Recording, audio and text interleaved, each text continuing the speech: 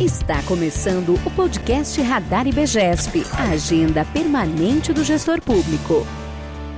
O meu nome é Marina. E o meu é Dolores. E esse é mais um episódio do videocast Radar IBGESP. Eu agradeço a você que está escutando ou assistindo. Hoje a gente vai falar de um tema super importante, que é formação de lideranças. E para isso a gente tem um especialista, o Thiago Mota. Thiago, que alegria te receber aqui. A gente tem essa longa parceria. Thiago é docente do IBGESP, também é fundador do Novo Expediente e dispensa apresentações para o nosso público, mas eu queria que você começasse falando um pouquinho de você e qual a importância da gente desenvolver líderes. Muito obrigada por estar aqui, seja bem-vindo. Obrigado, gente. Marina, Dolores.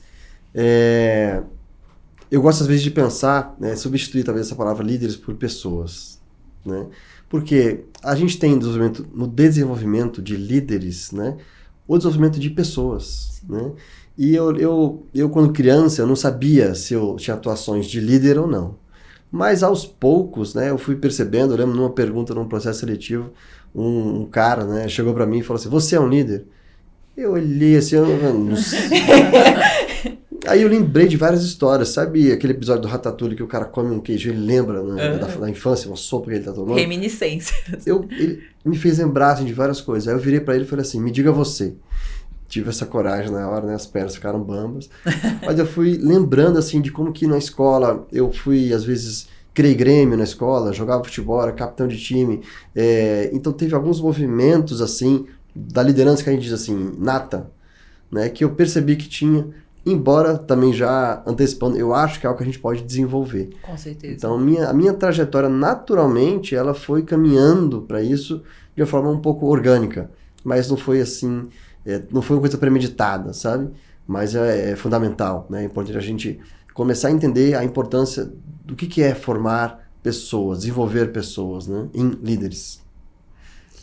Eu brinco muito isso lá em casa, eu lembro você falando da infância, que às vezes meu marido fala, nossa, você tem opinião sobre tudo, você dá umas ordens, aí eu brinco que eu tenho um perfil de liderança de berço, e eu falo a mesma coisa do meu filho, que você observa também como, não que eu tenha, né, é uma brincadeira, mas você observa como a pessoa se comporta em cenários sociais, na escola, nos grêmios, nos esportes, eu acho, né, são coisas que você consegue ir deixando claro ali na sua trajetória da infância. Eu imagino, meu filho é muito novo, você também tem filho, deve estar observando isso.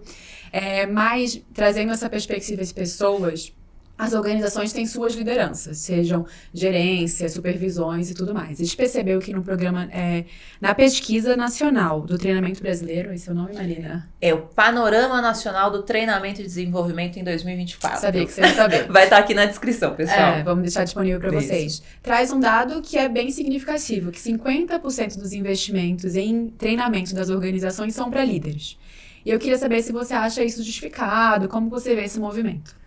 Ele é muito justificado, especialmente porque quando a gente olha a formação de lideranças, né, existe aquele mito da pessoa que ela desempenhava bem individualmente uma função, isso aconteceu comigo, e de repente você sobe para uma posição que você não vai mais obter resultados através de si, mas através dos outros. Sim.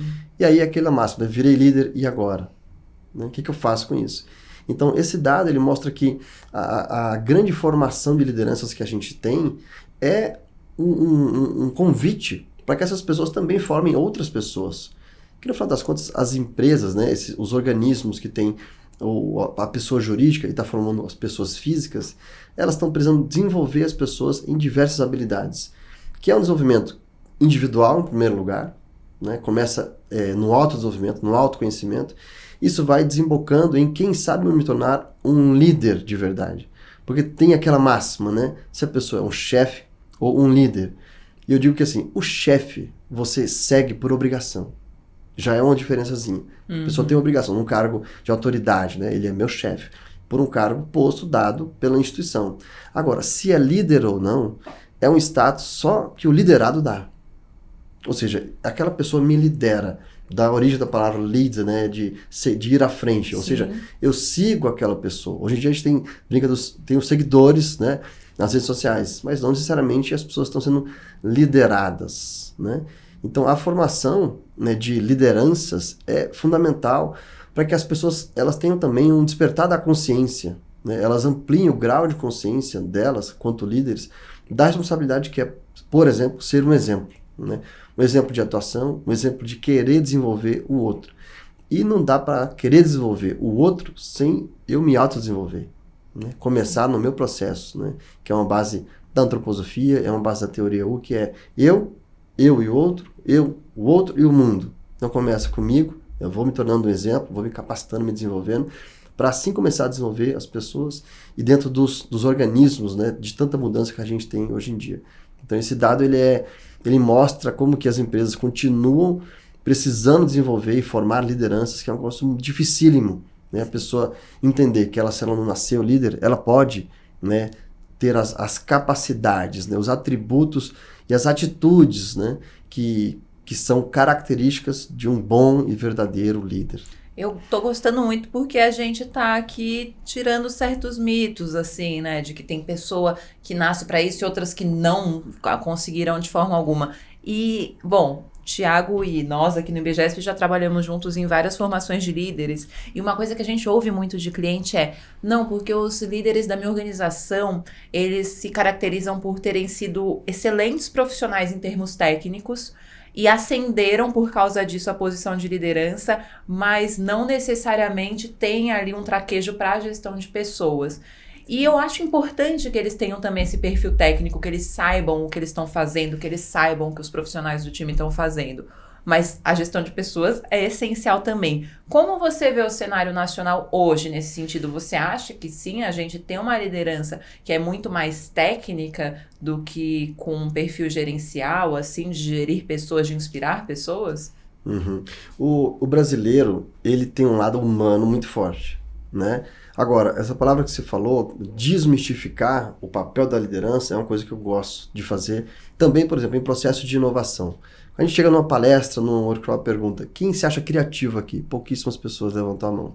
Mas quando a gente traz um processo criativo de teste, de aprendizado, e a gente lidera esse processo, facilita, né? Hoje se fala muito no líder facilitador, as pessoas percebem que elas criaram 300 ideias em pouco tempo. Então, o que é ter uma ideia boa? É ter 400 ideias ruins. Sim. E para isso, a gente precisa de um processinho para ser conduzido ali. Então, naturalmente, existe uma tendência a um desenvolvimento das habilidades técnicas, porque muitas vezes as empresas contratam as pessoas pela questão técnica, mas tem aquela máxima, mas desliga pela comportamental. Então, não é por acaso que as soft skills, ou as habilidades socioemocionais, elas estão tão importantes hoje para serem desenvolvidas, que aí é onde eu vou me tornando um líder de pessoas, né? No pipeline de liderança, do Rancharan, ele traz a visão do líder de si mesmo. Então eu começo a entender que para eu liderar outras pessoas, né, não vai me bastar a capacidade técnica. Eu preciso saber ensinar, delegar e não delargar, como se diz, né? Perguntar para a pessoa: você entendeu o que a gente precisa fazer? Aí eu gosto de fazer assim: entendi, então me diz o que tem que fazer. E a pessoa repete, às vezes ela já tem um desvio ali de comunicação. Então, evoluir, né, para esse lugar da liderança é também, Marina, querer liderar pessoas de verdade. Porque acho que talvez assim, nem todo mundo esteja disposto. Tá a serviço daquela pessoa, porque a gente tem uma cultura em vários locais do mundo que parece o contrário, né? Tem um amigo que ele conta assim: essa história hoje de liderança servidora, eu passei a vida toda sendo mandado, eu quero mandar agora. Chegou meu momento. Achei minha hora, que eu tinha tido esse insight sozinha e foi de uma reunião que eu tive semana passada com o Thiago. Então essa visão de servir, né, que tá lá no monte executivo, tá no líder não mais em cima, né? Sim. Mas ele no centro. Tem empresa que não tem nem o líder, ele tá nas mesas, tá conversando com as pessoas. Tem várias pesquisas que mostram que grande parte do tempo, CEOs de empresas, né, que têm desenvolvimento significativo, passam a maior parte do tempo conversando com as pessoas, entendendo assim, o que você precisa, qual que é a sua dificuldade, o que você precisa para chegar lá. Então precisa querer, né? Precisa ter a disposição de querer servir as pessoas, porque não tem equipe que está insatisfeita, desengajada, no sentido de não está encaixada, que ela seja produtiva, inovadora, criativa. Eu nunca vi ninguém triste ser criativo, a não ser nas rodas de samba, onde a dor vira poesia, né? Sim. Mas é uma dificuldade para a gente entender como é que as pessoas desenvolvem assim, a disposição E através dessa disposição, elas se preparam. Porque, como a gente falou desde o começo, mesmo que você não tenha nascido com a capacidade de liderar pessoas naturalmente, aí, pegando o gancho do conceito do mindset fixo, mindset de crescimento que a Carol Dweck traz, né, no livro Mindset, são habilidades possíveis de serem desenvolvidas. Quais habilidades? Por exemplo, a habilidade de fazer perguntas. Né? Um bom líder, ele entende que ele não tem que ter a resposta para tudo.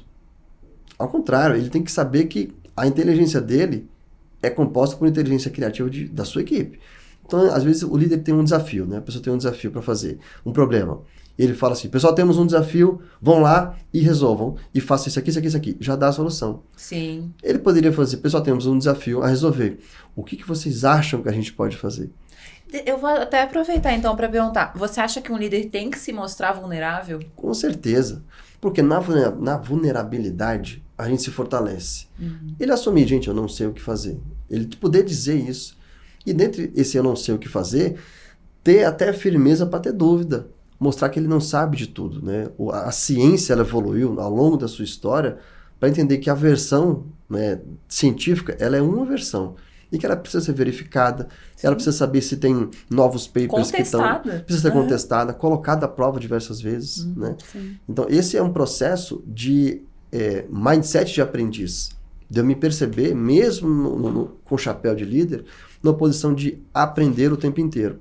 Mas eu posso, na condição de líder de uma equipe, de um processo, facilitar um ambiente, um espaço criativo, e o conceito da liderança criativa, que é muito forte, né, na Europa, por exemplo, diz que o líder criativo, ele sabe como fazer para que as pessoas colaborem de uma forma inteligente.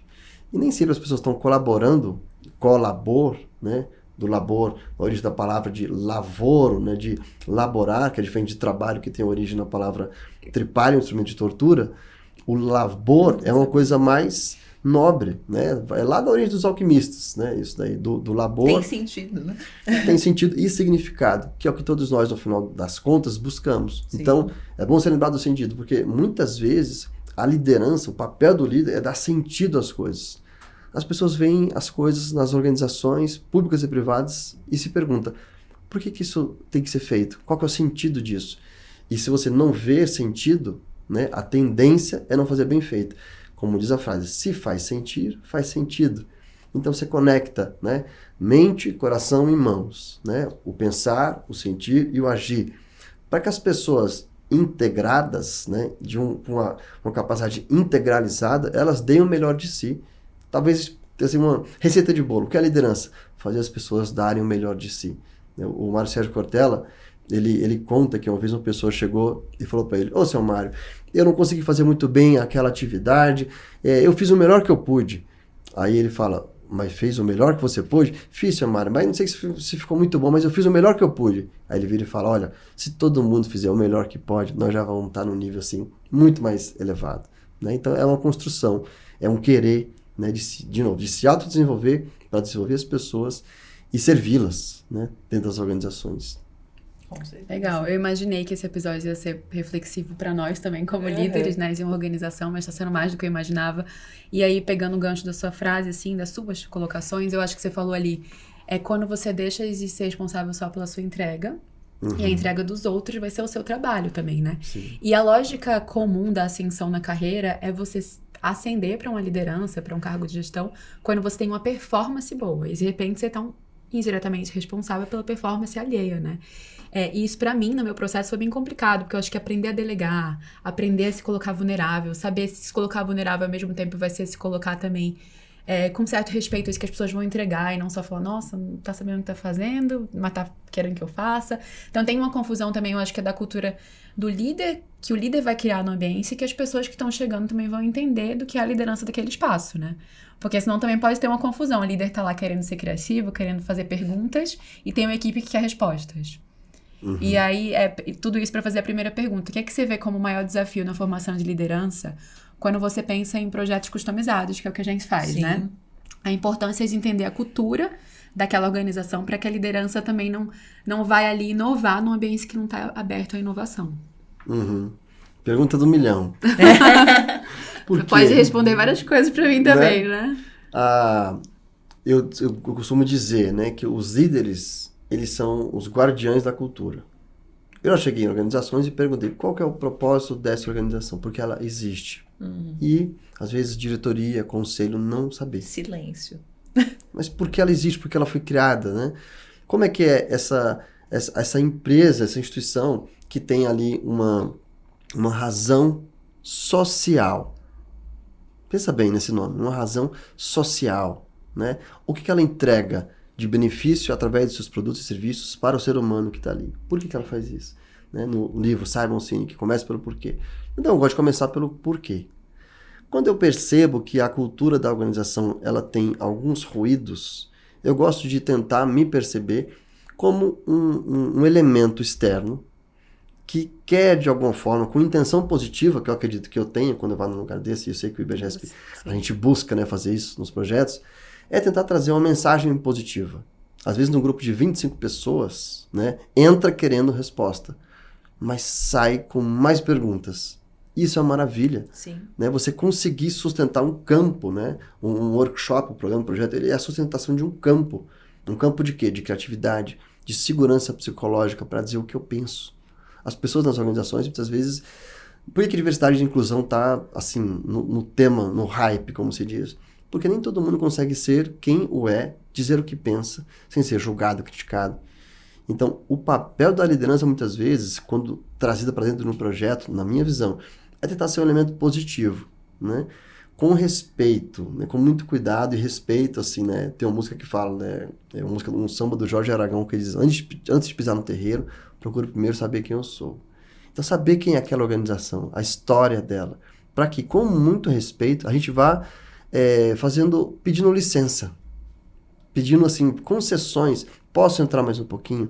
Posso trazer esse elemento aqui? Ideia de contribuir, não de achar que tem, Trazer né? Que é receitas de porta-voz bolo da também, certeza. né? Que não tem a receita do bolo. E especialmente porque quando a gente diz para uma pessoa, faça isso, tem um efeito. Agora, quando a pessoa chega pela consciência dela de que ela tem que fazer algo, é muito diferente. Então, o processo, muitas vezes, de você ampliar a consciência sobre algo, conduzido através de perguntas, né? E as pessoas ou a organização, ela por si só perceber que talvez tenha algo a mais para ela aprender, tem algo a mais para ser desenvolvido, tem um aspecto cultural ali que pode ser considerado e diferente. Tem alguns exemplos de organizações que vêm passando por um processo de transformação significativo porque alguém fez uma pergunta, né? A Mercur, a empresa que tem o Jorge como fundador, perguntaram para ele, né? Se o mundo acabar, o que ele perde, né? Se a Mercur deixar de existir, o que o mundo perde com isso? Ele pensou assim, nada. E começou a mudar toda a estrutura da organização, reduzir a carga horária noturna das pessoas, mudar a forma de contratação e desligamento, mudar a forma de gestão das pessoas.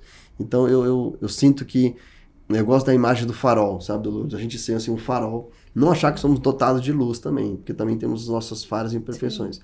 Mas a gente chegar como um farol, de trazer assim uma semente, né, um incentivo e estimular as pessoas a fazer perguntas, né? O Joyce Gardner, que é autor do livro O Mundo de Sofia, lembra desse livro? Sim. Todo mundo o clássico, né? Ele tem outro livro que eu sou fã, que é o Diário do Coringa. E ele diz assim, que as respostas apontam para o passado, uma estrada que já foi, e as perguntas apontam para um futuro. Então, por uma pergunta, né, a ciência ela é criada. Né? Por uma pergunta, sim, você abre um campo. O que nós podemos fazer de melhor? Um projeto maravilhoso.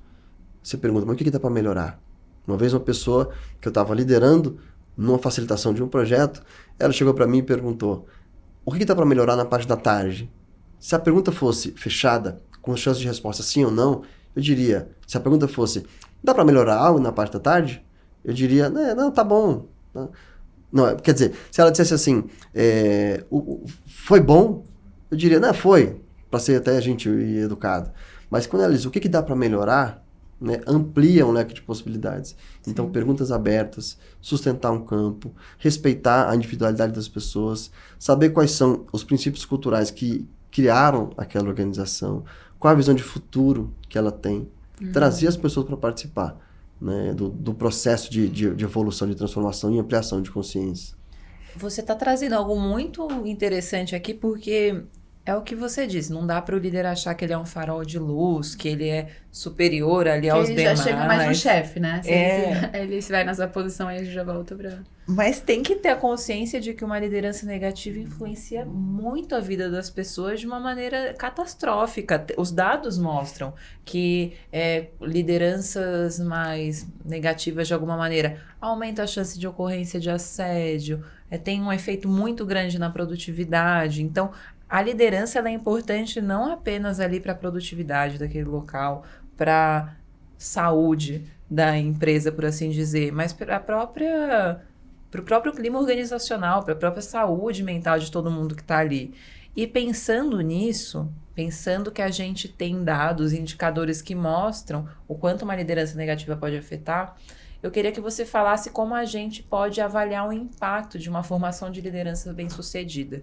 Porque a gente consegue ver muito nitidamente quando algo está errado na liderança. Mas como a gente vê quando tudo está certo? O que depois do trabalho que a gente faz aqui enquanto IBGESP, depois que a gente vai numa organização, como a gente pode olhar para trás e falar que legal, essa formação de lideranças deu certo? Uhum. Tem um ditado que diz assim, né, que a gente conhece a árvore pelos frutos, né? E o que são os frutos? São, às vezes, assim, os indicadores, né? O fruto, ele é o estado da arte, da produção daquela árvore que deu certo, né? Então, voltando um pouquinho na sua pergunta, né? É bom que ela está terminando com a parte positiva. Mas tem uma parte negativa do começo, e a gente vive, assim, no Brasil, um boom de utilização de remédios, né? A questão da saúde mental. Pessoas jovens falando de burnout. A gente tem dados piores que países que estão em situação de guerra, né? Assim, a gente é um consumo elevadíssimo, assim, de remédios. A gente está numa conversa que a gente está concordando aqui, mas que não é um consenso social, né? Tem pessoas que ainda acham que faz sentido estar em ambientes que puxam mais, que quem foi embora mais cedo não deveria ter ido embora. Que não ainda pode ter existem filho, alguns que mercados não pode. que vão perguntar sobre vai ter filho ou não vai, quem vai cuidar do seu filho, quem não vai, que constrangem, mas que ainda tem pessoas que acham que constrangimento traz resultado. Então a gente também não tá falando do mundo real aqui, né? A gente tá falando como uma organização e como uma pessoa que trabalha com isso acha que as coisas deveriam ser. Mas os dados mostram que outras coisas estão acontecendo, né? Por isso inclusive, que o Brasil é um dos piores lugares para se trabalhar no mundo em termos de liderança abusiva. Sério? Existe esse dado. Eu vou colocar até aqui na descrição do episódio, eu não sei se tá agora a agência científica, quem fez o estudo, mas o Brasil é um dos piores lugares para se trabalhar no mundo em termos de liderança abusiva. E se você olhasse a base do trabalho no nosso país, né? Se pensasse, nós ainda temos a presença de trabalho escravo, trabalho infantil, né, no nosso país. Recentemente tem alguns casos aí, né, em Belém, algumas situações difíceis, né, que estão acontecendo. E quando a gente olha para um todo, né, como se diz, né, o buraco é mais embaixo. Né? Então, né, a base do trabalho no nosso país, o Brasil, né, falando de dados, ele é um país com a maior desigualdade social corporativa do mundo. O que é isso? É a manutenção da desigualdade social no universo do trabalho. A diferença entre a pessoa que recebe o salário mais baixo e o salário mais alto no Brasil é superior a 70 vezes. Sim. É uma das maiores do mundo. Tem alguns países, né, e aí diz que não dá para comparar, mas dá para a gente usar como exemplo, né, que essa diferença ela é encurtada. Nós vivemos num país onde as diferenças sociais são muito grandes e são replicadas em todas as esferas, especialmente na esfera do trabalho.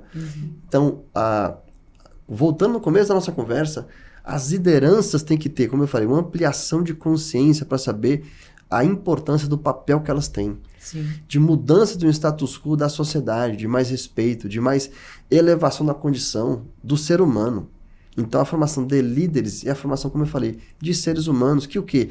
Que envolvem, que incluem, que dão espaço para as pessoas. Porque o nosso país ele é extremamente desigual. Então o impacto negativo de uma liderança na vida de uma pessoa é uma questão de saúde pública. Sim. Olha a importância disso. E como é que a gente vê, né, o benefício, né, de uma boa liderança? Porque ela transborda, né? Ela transborda por todos os lados. A gente vê, né, o grau de satisfação das pessoas, o brilho nos olhos. É possível você mensurar, né, o benefício, por exemplo, de um programa de treinamento. Você criar indicadores, você combinar indicadores antes, por exemplo, né, falando da área de treinamento. E a gente fala treinamento eu gosto de falar com um certo cuidado, tem uma fala do Paulo Freire, que ele diz que ele não gosta de falar de treinamento de pessoas, mas de formação de Sim. pessoas. Uhum. E é tão simples a diferença. Então, na formação de pessoas, a gente pode combinar e fazer sempre pergunta, qual que é o indicador que pode atestar o sucesso desse projeto no final dele? E a gente ter um número, um tema para cada um desses projetos. E o BGESP tem, a gente sempre tem, né, avaliação pré e pós, justamente Sim. para mapear essa curva de aprendizagem, para ver como esses indicadores se desenvolveram Sim. com o desenvolvimento das pessoas, E às né? vezes as perguntas das pessoas, dos contratantes, é assim, mas quais são os indicadores fixos que vocês trabalham? A gente sempre tenta levar para esse lado. Não tem os fixos. Uhum. Acho que se você pensar em treinamento, tem. Vou pensar em percentual das pessoas que ficaram satisfeitas, que foram para as aulas, que entregaram os exercícios. Tem esse caminho, Sim, que é um sim. caminho bem pragmático. Sim. Mas se você pensar em indicadores, tem que ser na realidade da sua organização. A gente precisa saber o que é que você espera, que cultura você quer promover, né? Quais Então, são os operacionais os combinados, estão se você tá com aquela É. oportunidade, está com a liderança da organização que tem impacto direto naquela cultura, que eles consigam também trazer respostas, né? O que é que eu Perfeito. espero para o final dessa formação?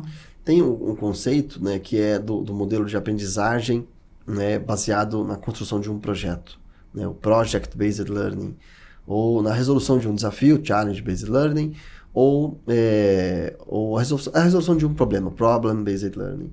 Às vezes é uma forma da gente conseguir combinar, né, que esse processo de aprendizagem que vai ser perpassado pela organização, ele vai gerar um projeto. Sim. Um projeto que ele vai ser testado, que ele vai ser verificado, que ele vai ser...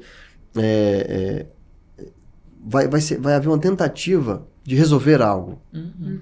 E durante todo esse processo, cabe muitas vezes às lideranças entender qual que é o grau de aprendizagem que se pode ter na forma de trabalhar em equipe, na forma de sustentar o campo da divergência, que é uma abordagem do design, do duplo diamante, e você ser um líder que facilita o campo da divergência num período específico de tempo, onde todas as ideias são bem-vindas. Beleza? Depois de um certo tempo, nós vamos sustentar um campo da convergência. Uhum. Quais são as melhores ideias para agora? Por que critérios? E esses critérios podem ser combinados antes. Né? Um critério financeiro, um critério de tempo, um critério de viabilidade, um critério de conexão da solução, do projeto, do problema, com o momento da organização. Então, eu vejo que a gente tem uma pesquisa, Dolores, da London Learning Technologies, que é um dos maiores eventos de aprendizagem que acontece em Londres, né, na Europa, que mostra que a gente tem um momento de reskilling e upskilling, que é a necessidade da gente se recapacitar e aprender coisas novas, muito grande no mundo inteiro.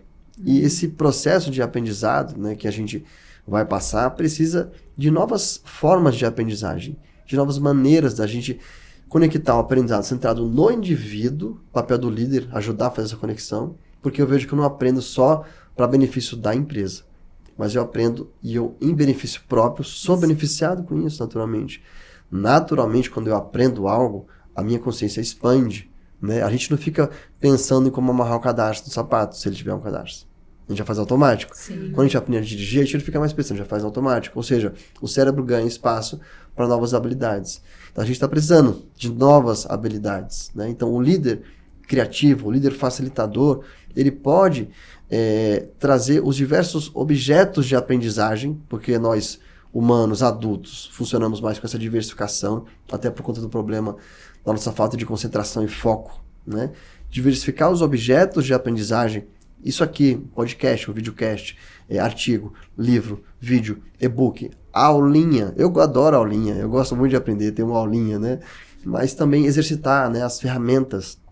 Então é um conjunto de coisas que um líder, né, ele vai entendendo como é que eu desenvolvo, né, a minha equipe para obter resultado através dela, fazendo com que ela dê o melhor de si e eu acompanhando esse processo, estando junto, né? O líder, ele precisa ter um grande desejo de formar pessoas, né? Saber assim, como é que eu estou formando as pessoas para dar palco para elas. Tem líder que não quer dar palco para as pessoas. Só faz sombra, né? Mas como é que eu dou palco? Como é que eu elevo aquela pessoa? Sim. Para que esse depara da pessoa, ela entrou comigo de um jeito e ela está saindo de outro. Que outro Não jeito? tem nada mais legal de se ver, né, num trabalho de liderança do que isso. Thiago, eu acho que você já está convidado para um próximo videocast, Sim. porque essa conversa ainda dá muito pano para manga. Mas para a gente se despedir do pessoal, eu queria que você deixasse um recado rápido. que um líder tem que fazer em 2024 para continuar se desenvolvendo? Você disse que é muito importante, o que ele pode fazer agora para esse desenvolvimento? O que me vem, assim, sem pensar muito, é ser humano, demasiadamente humano, né? Melhor resposta possível, né? Olhos nos olhos, como diz Maria Bethânia, né? Olho no olho. Quero né? ver o que você faz. Chega perto das pessoas, né? Sim. Conversa com as pessoas, escuta, aprende a escutar, né? A gente tem 2 ouvidos, né? A escuta é uma arte, né? Escuta, pergunta, procura não julgar as pessoas, entender que a gente está vivendo muitas dificuldades. Então, a empatia tão dita, né? Se colocar no lugar do outro, né? Respeitar as diferenças, ser gentil, né? É o melhor caminho para a gente ter um ambiente leve, um ambiente alegre. As pessoas, quando se sentem bem, elas fazem coisas incríveis. E elas, quando vê que elas fazem coisas incríveis, elas querem fazer ainda mais. Com certeza. E esse episódio foi incrível. E a gente vê vocês na próxima. Muito obrigada por terem escutado ou assistido. Tchau, tchau.